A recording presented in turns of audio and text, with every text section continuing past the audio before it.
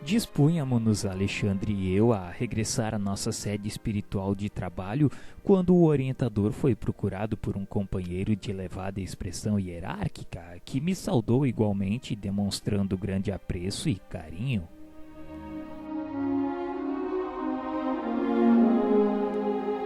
Serei breve, pois o tempo não me permite longas conversações. Lembra-se de Sigismundo, nosso velho amigo? Lembro sim, e ambos lhe devemos significativos favores de outro tempo. Pois bem, Sigismundo necessita colaboração urgente. Reconheço que você não é especialista em trabalhos referentes à reencarnação. No entanto, sinto-me compelido a recorrer ao concurso dos amigos. Não se esqueceu você de que o nosso amigo, não obstante os rasgos de generosidade, assumiu compromissos muito sérios no passado? Sim, o drama dele vive ainda em nossa memória. Sigismundo, presentemente, voltará ao Rio na vida física. A situação assim o exige e não devemos perder a oportunidade de encaminhá-lo ao necessário resgate. Segundo está informado, Raquel, a pobre criatura que ele desviou em nossa época de laços afetivos mais fortes, e Adelino, o infeliz marido que o nosso irmão assassinou em lamentável competição armada, já se encontram na crosta desde muito, e há 4 anos religaram-se nos elos do matrimônio. Tudo está preparado a fim de que Sigismundo regresse à companhia da vítima e do inimigo do pretérito, no sentido de santificar o coração. Será ele, de conformidade com a permissão de nossos maiores, o segundo filhinho do casal? Todavia, estamos lutando com grandes dificuldades para localizá-lo. Infelizmente, Adelino, que lhe será o futuro pai transitório, repele-o com calor, tão logo surgem as horas de sono físico, trabalhando contra os nossos melhores propósitos de harmonização. Em vista disso, o trabalho preparatório da nova experiência tem sido muito moroso e desagradável. E quanto a Sigismundo, qual a sua atitude diante disso? A princípio animava-se da melhor esperança. Agora, porém, que o rival antigo lhe oferece pensamentos de ódio e ciúme, olvidando compromissos assumidos em nossa esfera de ação, sente-se novamente desventurado e sem forças para reparar o mal. De outras vezes, enche-se-lhe a tristeza de profunda revolta, e nesse estado negativo subtrai-se a nossa cooperação eficiente. Acreditamos que poderá você ajudar-nos nesse difícil processo de reencarnação, pois lembro-me de que sua amizade dividia-se entre ambos. Quem sabe se a sua intervenção afetuosa conseguiria convencer Adelino? Senhor Herculano, conte comigo. Farei quanto estiver em minhas possibilidades para que não se perca o ensejo em vista. Na próxima semana estarei ao seu lado para conversar espiritualmente com Adelino e solucionar o problema da reaproximação. Estejamos confiantes no auxílio divino.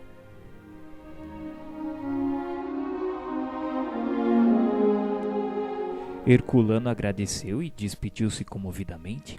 A sós com o mentor, devotado e amigo, comecei a meditar na possibilidade de contribuir igualmente no caso que se me deparava. Nunca tivera oportunidade de acompanhar de perto um processo de reencarnação, estudando os ascendentes espirituais nas questões da embriologia.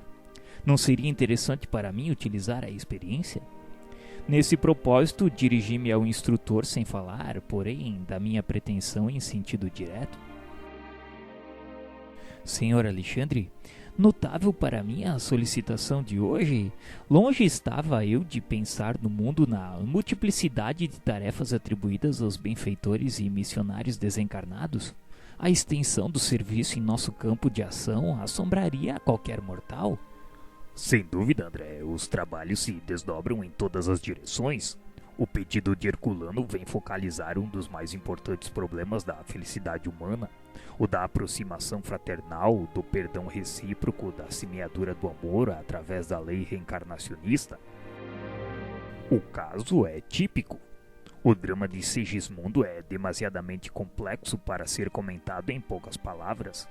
Basta, todavia, recordar que ele, Adelino e Raquel são os protagonistas culminantes de dolorosa tragédia ocorrida ao tempo de minha última peregrinação pela crosta. Em seguida a uma paixão desvairada, Adelino foi vítima de homicídio, Segismundo do crime e Raquel do prostíbulo. Desencarnaram cada um por sua vez sob intensa vibração de ódio e desesperação, padecendo vários anos em zonas inferiores. Mais tarde, por intercessão de amigos redimidos, os antigos cônjuges obtiveram a volta ao corpo físico a fim de santificarem os laços sentimentais e se reaproximarem dos antigos adversários. Mas, como acontece quase sempre, os heróis na promessa fraquejam na realização, porque se apegam muito mais aos próprios desejos que à compreensão da vontade divina. De posse dos bens da vida física, nega-se Adelino a perdoar, recapitulando erradamente as lições do passado. Antes mesmo da reencarnação do antigo transviado, já se manifesta contrário a qualquer auxílio. Sempre o velho círculo vicioso, quando fora da oportunidade bendita de trabalho terrestre e vendo a extensão das próprias necessidades, desvela-se o companheiro em prometer fidelidade e realização. Mas logo que se aposta do tesouro do corpo físico, volta ao endurecimento espiritual e ao menosprezo das leis de Deus. Buscarei, porém, chamá-los à recordação dos compromissos. E, Sr. Alexandre, será que seria possível acompanhá-lo? Creio que aproveitaria muito, poderia talvez adquirir valores significativos para o serviço do próximo e para meu benefício pessoal. Ignoro até quando me será permitido estudar em sua companhia e estimarei o aproveitamento integral de semelhante oportunidade. Não tenho objeções, André. Entretanto, não creio deva seguir os trabalhos sem algum conhecimento prévio do assunto. Em toda edificação verdadeiramente útil, não podemos prescindir da base. Temos bons amigos no planejamento de reencarnações, serviço muito importante em nossa colônia espiritual, diretamente relacionado com as atividades do esclarecimento. Nessa instituição, durante alguns dias você terá uma ideia aproximada de nossa tarefa, portas adentro de semelhantes trabalhos. Grande percentagem de reencarnações na crosta se processa em moldes padronizados para todos no campo de manifestações puramente evolutivas. Mas outra percentagem não obedece o mesmo programa. Elevando-se a alma em cultura e conhecimento e, consequentemente, em responsabilidade, o processo reencarnacionista individual é mais complexo, fugindo à expressão geral, como é lógico. Em vista disso, as colônias espirituais mais elevadas mantêm serviços especiais à reencarnação de trabalhadores e missionários. As explicações eram sedutoras e relevantes, e compreendendo a importância dos esclarecimentos para meu pobre espírito, Alexandre continuou. Quando me refiro a trabalhadores, falo dos companheiros não completamente bons e redimidos, mas daqueles que apresentam maior soma de qualidades superiores a caminho da vitória plena sobre as condições e manifestações grosseiras da vida. Em geral, como acontece a nós outros, são entidades em débito, mas com valores de boa vontade, perseverança e sinceridade que lhes outorgam o direito de influir sobre os fatores de sua reencarnação, escapando de certo modo ao padrão geral. Claro que nem sempre tais alterações se verificam em condições agradáveis para a experiência futura. Os serviços de retificação representam tarefas enormes. E desejando imprimir fortemente em meu espírito a noção da responsabilidade, o instrutor prosseguiu, tornando mais grave a inflexão da voz. O problema da queda é também uma questão de aprendizado e o mal indica posição de desequilíbrio exigindo restauração e corrigenda. A evolução confere-nos poder, mas gastamos muito tempo aprendendo a utilizar esse poder harmonicamente. A racionalidade oferece campo seguro aos nossos conhecimentos. Entretanto, André, quase todos nós, trabalhadores da Terra, nos demoramos séculos no serviço de iluminação íntima, porque não basta adquirir ideias e possibilidades, é preciso ser responsável e nem é justo tenhamos tão somente a informação do raciocínio, mas também a luz do amor. Daí as lutas sucessivas em continuadas reencarnações da alma. Sim. Temos necessidade da luta que corrige, renova, restaura e aperfeiçoa. A reencarnação é o meio, a educação divina é o fim. Por isso mesmo, a par de milhões de semelhantes nossos que evolvem, existem milhões que se reeducam em determinados setores do sentimento, porquanto se já possuem certos valores da vida, faltam-lhes outros não menos importantes. Alexandre identificou-me a dificuldade para compreender-lhe o ensinamento de maneira integral. Por isso voltou a me dizer: embora na condição de médico do mundo, acredito que você não tenha sido completamente estranho aos estudos evangélicos. Sim, é verdade. Tenho as minhas recordações nesse sentido. Pois bem, o próprio Jesus nos deixou material de pensamento para o assunto em exame quando nos asseverou que se a nossa mão ou os nossos olhos fossem motivos de escândalo, deveriam ser cortados ao penetrarmos no templo da vida. Compete-nos transferir a imagem literal para a interpretação simples do espírito. Se já falimos muitas vezes em experiências da autoridade, da riqueza, da beleza física, da inteligência, não seria lógico receber idêntica oportunidade nos trabalhos retificadores? Eu começava a compreender claramente aonde Alexandre pretendia chegar com os seus esclarecimentos amigos, e então ele continuou. É para a regulamentação de semelhantes serviços que funciona em nossa colônia espiritual, por exemplo, o planejamento de reencarnações, onde você terá a ocasião de recolher ensinamentos preciosos. E atendendo-me às necessidades como pai afetuoso, apresentou-me o instrutor no dia imediato à imponente instituição.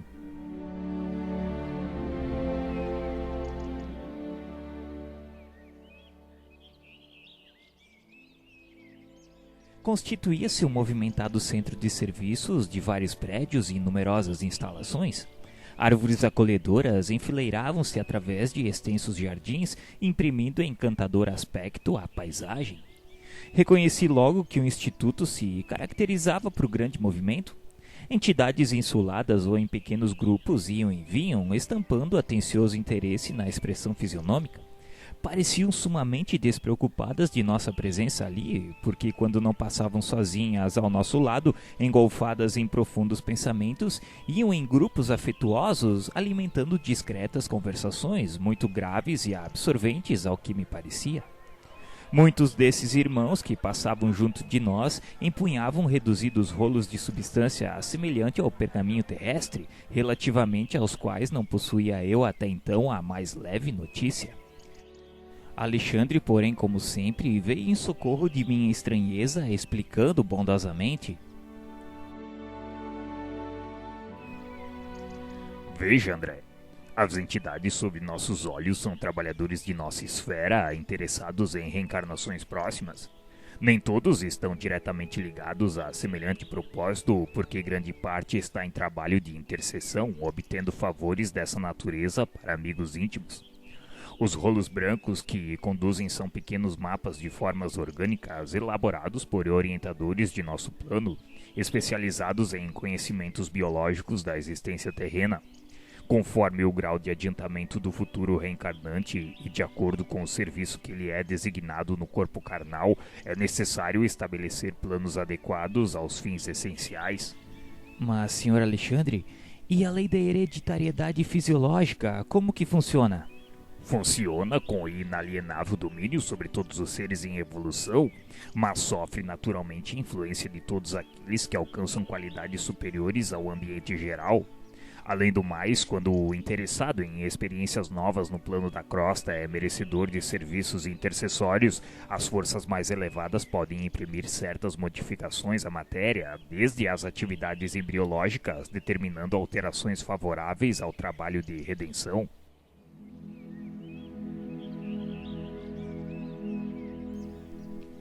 A essa altura da palestra esclarecedora, Alexandre convidou-me a transpor o limiar. Achamo-nos em breve num dos gabinetes extensos do edifício principal, onde um dos numerosos amigos do orientador veio atender-nos atenciosamente. Apresentou-me Alexandre ao assistente Josino, que me recebeu com extrema gentileza e fidalguia de trato. Esclareceu o instrutor o objetivo de nossa visita. Desejava me fosse conferida a possibilidade de visitar a instituição de planejamento quantas vezes me fosse possível durante a semana em curso, em vista da minha necessidade de adquirir noções seguras referentemente ao trabalho de auxílio nas atividades reencarnacionistas. O assistente prometeu a melhor boa vontade, conduzir-me-ia a colegas dele para que não me faltassem minúcias de conhecimento, exporia suas próprias experiências à minha observação para que eu retirasse delas o máximo proveito, e por fim, quanto estivesse ao seu alcance, guiaria meus impulsos no aprendizado. Felicitava o meu íntimo as melhores e mais confortadoras impressões, não só pela recepção carinhosa, senão também pelo ambiente educativo. Não longe de nós, em luminosos pedestais, descansavam duas maravilhas da estatuária. A figuração delicada de um corpo masculino e outro modelo feminino singularmente belos pela perfeição anatômica, não somente da forma em si, mas também de todos os órgãos e as mais diversas glândulas. Através de disposições elétricas, ambas as figurações palpitavam de vida e calor, exibindo eflúvios luminosos, quais os homens e mulheres mais envolvidos na esfera carnal. Identificando-me a admiração, Alexandre sorriu e disse ao assistente Josino com o propósito de fazer-se ouvido por mim. Senhor Josino, talvez o André não conheça bastante o nosso respeito e gratidão ao aparelho físico terrestre. Em verdade, ignorava até agora que o corpo carnal fosse entre nós objeto de tamanhos cuidados. Não sabia que a nossa colônia contasse com instituição desse teor. Como não, meu amigo? O corpo físico na crosta planetária representa uma bênção de nosso eterno Pai. Constitui primorosa obra da sabedoria divina, cujo aperfeiçoamento incessante temos nós a felicidade de colaborar. Quanto devemos à máquina humana pelos seus milênios de serviço a favor de nossa elevação na vida eterna? Nunca relacionaremos a extensão de semelhante débito. Todo nosso zelo no serviço de reencarnação permanece muito aquém do quanto deveríamos realizar em benefício do aprimoramento da máquina orgânica. E todos os núcleos de espiritualidade superior mantêm círculos de trabalho dessa natureza? Em todas as colônias de expressão elevada, essas tarefas são desempenhadas com infinito carinho. O auxílio à reencarnação de companheiros nossos traduz o nosso reconhecimento ao aparelho físico que nos tem proporcionado tantos benefícios através do tempo.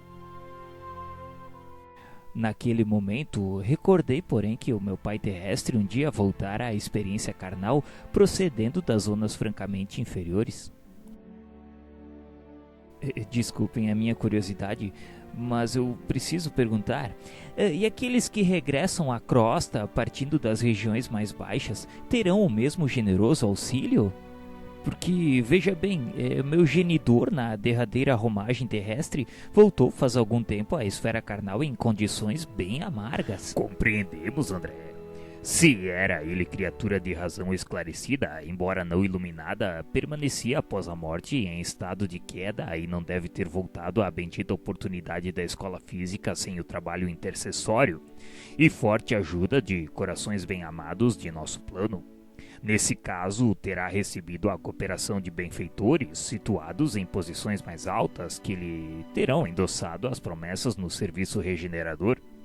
Mas, se ele foi, porém, criatura em esforço puramente evolutivo, circunstância essa na qual não teria regressado em condições amargurosas, contou ele naturalmente com o abençoado concurso dos trabalhadores espirituais que velam na crosta pela execução dos trabalhos reencarnacionistas em processos naturais. Em face dos esclarecimentos do instrutor, entendi as diferenças e tranquilizei o coração. Fosse porque a palestra escalpelara melindroso assunto de família humana, fosse pelo propósito de me deixarem a sós com as minhas profundas reflexões naquele extenso gabinete de serviço, o orientador e o assistente entraram em profundo silêncio, compelindo-me a rebuscar novos motivos de conversação para o meu aprendizado. Passei então a observar detidamente os modelos masculino e feminino não longe de meus olhos. Muito gentil, Josino pousou a destra de leve nos meus ombros e me convidou a aproximar das criações educativas. Dizia ele que eu lucraria muito observando de perto. Não contive um gesto de agradecimento e afastei-me dos dois respeitáveis amigos, acercando-me das figurações ali expostas. Detive-me na contemplação do molde masculino que apresentava absoluta harmonia de linhas, qual arte helênica de sabor antigo. O modelo, estruturado em substância luminosa, constituía, a meu parecer, a mais primorosa obra anatômica até então sob minha análise. Semelhava-se aquela figura humana imóvel a qualquer coisa divinal. Fixei-lhe as minuciosidades com espanto. Nunca vira semelhante perfeição de minudências fisiológicas. Toda a musculatura estava ali, formada em fibras radiosas. Desde o frontal ao ligamento anular do tarso, viam-se fios de luz simbolizando as regiões diversas da musculatura em geral. Determinadas fibras, todavia, como as que se localizavam na zona orbicular das pálpebras, no triangular dos lábios, no grande peitoral, no pectíneo, nas eminências tenar e hipotenar, até o extensor dos dedos eram mais brilhantes. Do exame de superfície passei às observações mais profundas, identificando as disposições maravilhosas das figuras representativas da circulação linfática e sanguínea. Os órgãos estavam todos ali, vibrando em obediência a dispositivos elétricos para demonstrações educativas. Os vasos para o sangue venoso apresentavam-se em luz acinzentada, ao passo que as regiões do sangue arterial figuravam-se em cor encarnada. Surpreendido, rendi silencioso preito de admiração à sabedoria divina que nos concede o sublime aparelho físico terrestre para as nossas aquisições eternas. Impressionava-me a composição perfeita dos vasos distribuídos em torno do tronco cilíaco, à maneira de pequenos rios de luz, destacando-se em expressão a luminosidade das cavas superior e inferior, das jugulares externa e interna, das artérias e veias auxiliares, da veia porta, das artérias esplênicas e mesentérica superior, da aorta decrescente, dos vasos ilíacos e dos gânglios da virilha. Cobrindo as maravilhas orgânicas estava o sistema nervoso, semelhando-se à capa radiante estruturada em fios tenuíssimos de luz férrica. A região do cérebro parecia uma lâmpada em azul suavíssimo, cuja luminosidade se ligava em sentido direto ao cerebelo, descendo em seguida pela medula espinhal até o plexo sagrado, onde o foco brilhante adquiria expressão mais intensa para atenuar-se depois no grande ciático. Transferi minhas observações para a forma feminina, igualmente radiosa, concentrando o meu potencial analítico sobre o sistema endócrino disposto à maneira de constelação entre as peças orgânicas.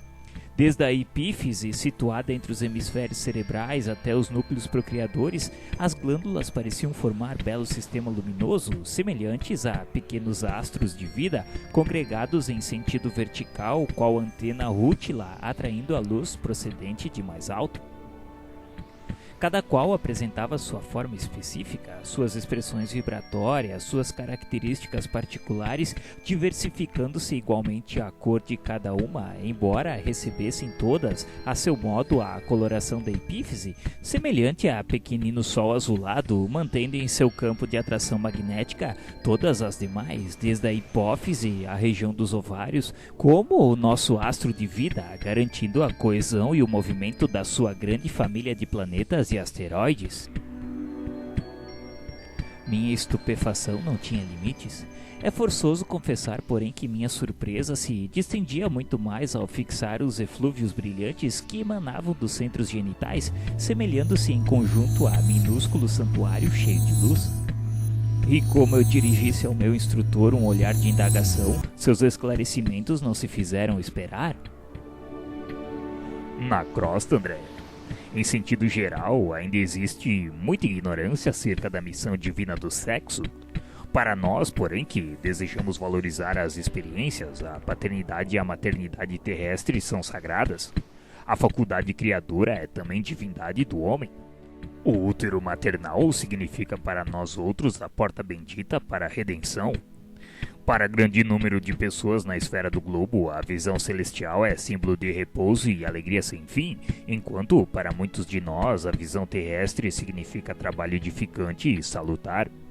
Não alcançaremos, porém, a terra prometida do serviço redentor sem o concurso das forças criadoras associadas do homem e da mulher.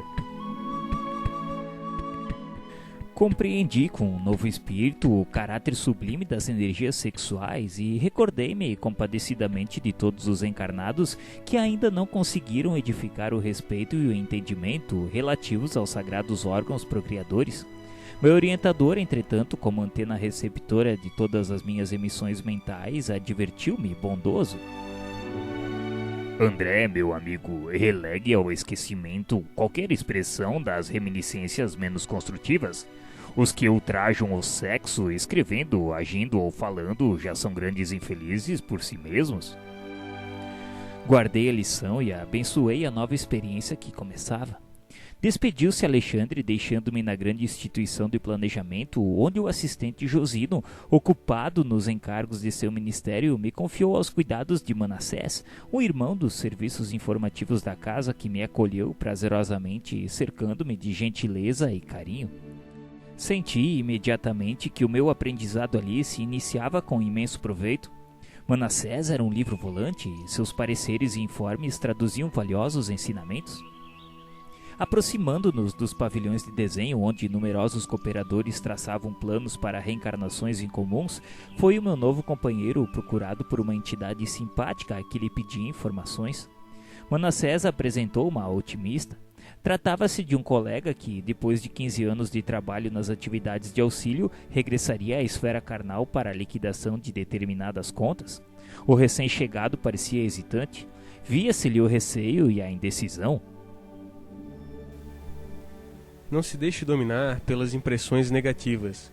O problema do renascimento não é assim tão intrincado. Naturalmente, exige coragem, boas disposições. Entretanto, temo contrair novos débitos ao invés de pagar os velhos compromissos. É tão penoso vencer na experiência carnal em vista do esquecimento que sobrevém à encarnação. Mas seria muito mais difícil triunfar guardando a lembrança.